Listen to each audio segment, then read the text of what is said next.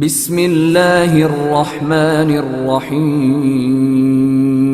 میرے عزیز دوستو، میرے قابل احترام بھائیوں اور بہنوں، نوجوانوں، ہم جو زبان سے اگر کہتے ہیں، کلمہ پڑھتے ہیں اور کہتے ہیں، اقرار کرتے ہیں کہ محمد صلی اللہ کے رسول تھے، بے شک یہ ایمان کا ایک ابتدائی درجہ ہے، لیکن ایمان کی پوری حقیقت اس کو نہیں کہتے۔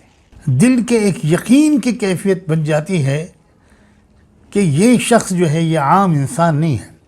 قرآن نے جہاں پر بھی یہ کہا ہے کہ وہ انسان تھے، وہاں ایک اور لفظ بڑھایا ہے، انما انا بشر مثلکم یوحی الی۔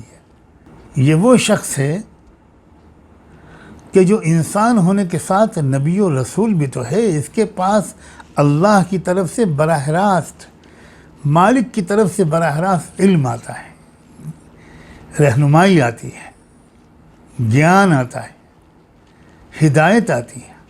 تو یہ یقین کرنا، جس نے رسول اللہ صلی اللہ علیہ وسلم کے نبی و رسول ہونے پر یقین کر لیا نا، اس کے یقین ہونے کا مطلب یہ ہے کہ اب مجھ کو ہر معاملے میں ان کی ہی ماننا ہے، وہ جو کہیں اس پر یقین کرنا ہے، جس راستے کی نصیحت کریں اسی کو اختیار کرنا ہے، جس چیز سے منع کریں، جس کی برائی بیان کریں، جو ان کو ناپسند ہو، اس سے ہم کو اپنے کو روکے رکھنا ہے۔ ہمیں بھی وہ ناپسند ہونا چاہیے۔ وہ اگر کہہ رہے ہیں کہ سچ بولنے سے کامیابی ملتی ہے اور جھوٹ سے ہلاکت ہوتی ہے، تو اب یقین والا شخص جو ہوگا وہ ہزار اس کو یہ نظر آتا ہو کہ بھئی سچ بولوں گا تو پھنس جاؤں گا، جھوٹ بولوں گا تو بچ جاؤں گا، اب جس کے دل میں یقین ہوگا وہ کبھی بھی جھوٹ بول کر بچنے کا راستہ اختیار نہیں کرے گا، سچ بول کر بچنے کا راستہ اختیار کرے گا۔ اب جس کا یقین کمزور ہے وہ ماحول سے متاثر ہوگا۔ ماحول سے متاثر نہ ہونے والا صرف وہ شخص ہوگا جس کو محمد رسول اللہ پر ایمان ہو۔ اگر وہ یہ کہہ رہے ہیں کہ بھئی دیکھو دھوکہ مت دیا کرو، اگر وہ یہ کہہ رہے ہیں کہ اللہ کے راستے میں نیک جگہوں پر پیسہ خرچ کرو گے تو تمہارا مال پیسہ کم نہیں ہوگا، بڑھے گا، وہ یقین دلا رہے ہیں۔ اور اگر تم نے روک لیا ہاتھ تو مال بچے گا نہیں، گھٹے گا۔ اگر تم نے سودی لین دین کیا تو تمہارا مال گھٹے گا، اور اگر تم نے مال کو خرچ کیا بغیر اس کے بدلے اس انسان سے کچھ منافع لیے، بلکہ اللہ کو راضی کرنے کے لیے، تو تم دیکھ لینا دنیا میں بھی تمہارا مال بڑھ جائے گا۔ اب یہ وہ شخص کرے گا جس کو یقین ہوگا۔ جس کو یقین نہیں ہوگا، شک ہوگا، وہ ہزار کلمہ پڑھتا رہے کہ میں کلمہ پڑھتا ہوں لیکن نہیں خرچ کر پائے گا۔ تو یقین والا تعلق، آپ نے جو کہہ دیا وہ بالکل اٹل ہے، وہی سچ ہے، ہو کر رہے گا وہ۔ اللہ کے رسول صلی اللہ علیہ وآلہ وسلم کے ایک صحابی تھے، سیدنا ابو ذر غفاری رضی اللہ عنہ۔ زندگی کے آخری مہینوں سالوں میں وہ کسی خاص وجہ سے مدینہ کی آبادی سے دور، الگ تھلگ، بالکل تنہا ایک جگہ پر جا کر رہائش اختیار کر لی تھی انہوں نے۔ وہاں کوئی بستی اور آبادی نہیں تھی، ان کی بیوی اکیلی ان کے ساتھ تھی۔ جب ان کو لگا کہ اب میری موت کا وقت قریب ہے، انتقال کا وقت قریب ہے، تو انہوں نے اپنی بیوی سے کہا، بیوی ذرا پریشان ہو گئیں، رونے لگیں، تو پوچھا کہ وہ کیوں رو رہی ہو؟ تو انہوں نے کہا کہ موت تو برحق ہے، اور آپ تو اللہ کے رسول کی جانثار ساتھیوں میں سے تھے، میں تو اس پریشانی کی وجہ سے میں رو رہی ہوں کہ میں اکیلی یہاں عورت ذات ہوں، اگر آپ رخصت ہو گئے تو آپ کو نہلانا، کفن پہنانا، دفن کرنا یہ کون کرے گا؟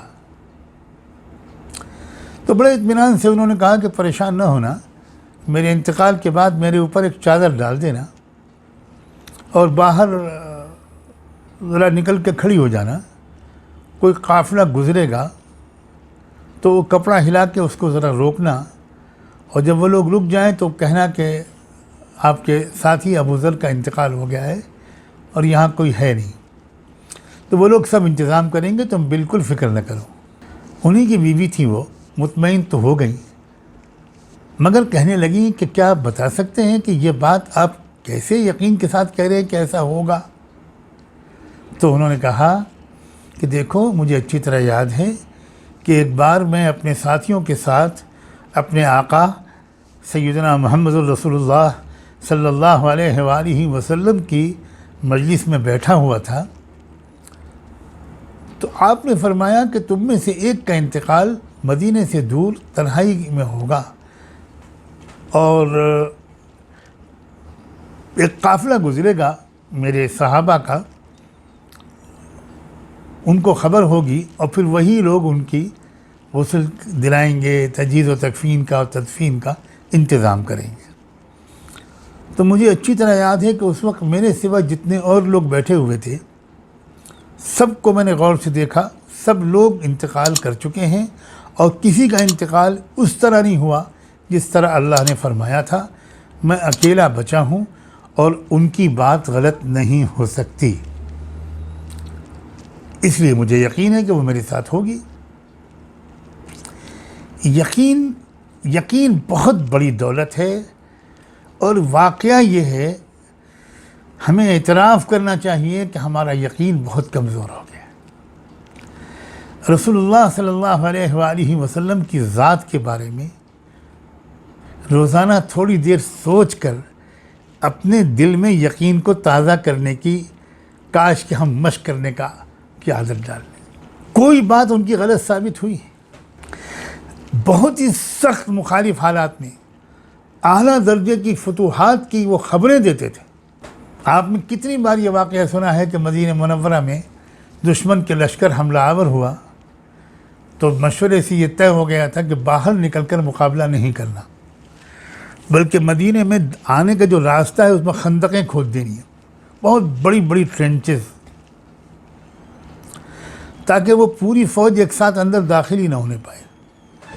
2-4 سوار گھوڑوں کو کدا کر خندق پار کر کے اندر آئیں گے تو ہم نپٹ لیں گے ان کے ساتھ۔ اب کھدائی شروع ہو گئی، صحابہ کرام لگ گئے، وقت کم تھا، لیکن ایک جگہ پر آ کر اتنی خطرناک چٹان تھی زمین کے نیچے کہ وہ ٹوٹ ہی نہیں رہی تھی۔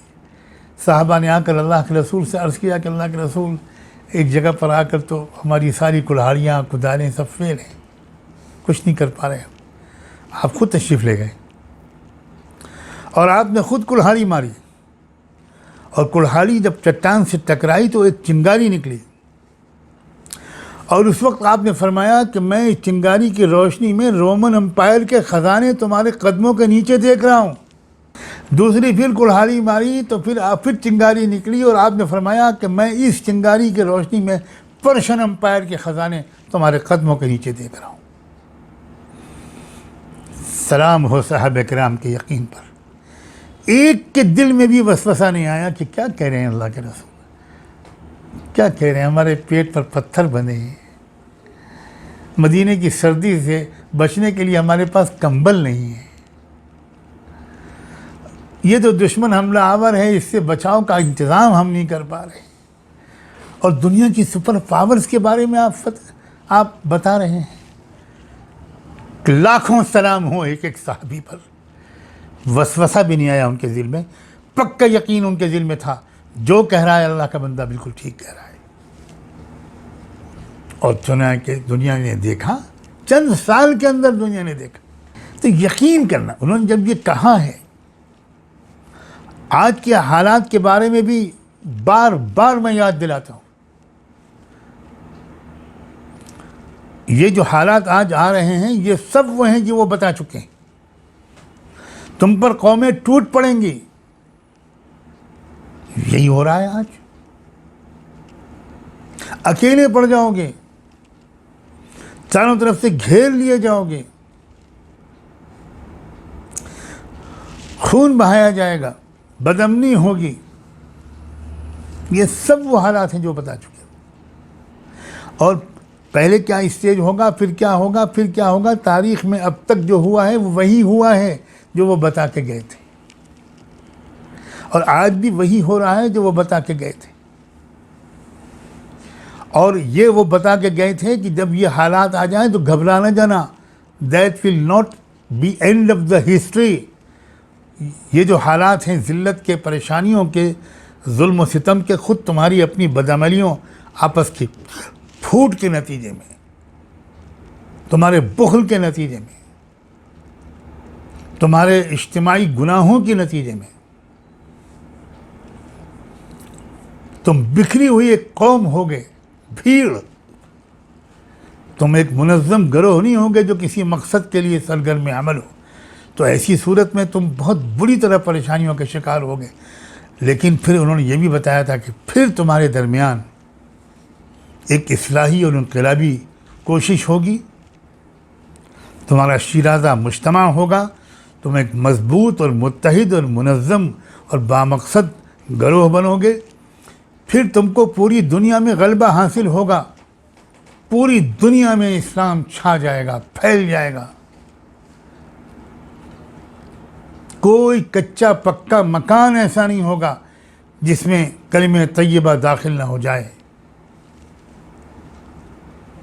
یقین ہے، ہونا چاہیے، کامل یقین ہونا چاہیے کہ مستقبل، یہی وہ روشن مستقبل آ کر رہے گا. اور اس روشن مستقبل کو قریب تر کرنے کے لیے ہمیں کیا کرنا چاہیے؟ وہ ہمیں کرنا ہوگا.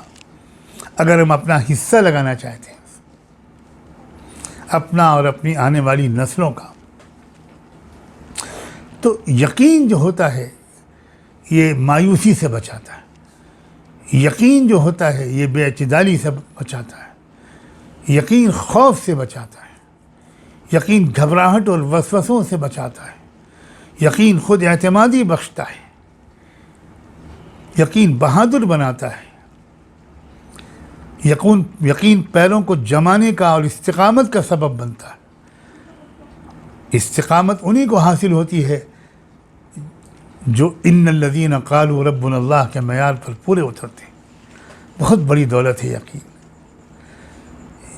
یقین حاصل کرنا، یقین کا بنانا، اپنے موجودہ اسلام کو آگے بڑھا کر ایمان و یقین کے درجے تک پہنچنے کی فکر کرو. جس دن آنکھ بند ہو جائے گی کچھ نہیں کر پائیں گے. اور روزانہ یقین میں اضافہ ہونا چاہیے. ہر آن ہر لمحے تھوڑا ہمارے یقین میں اضافہ ہونا چاہیے.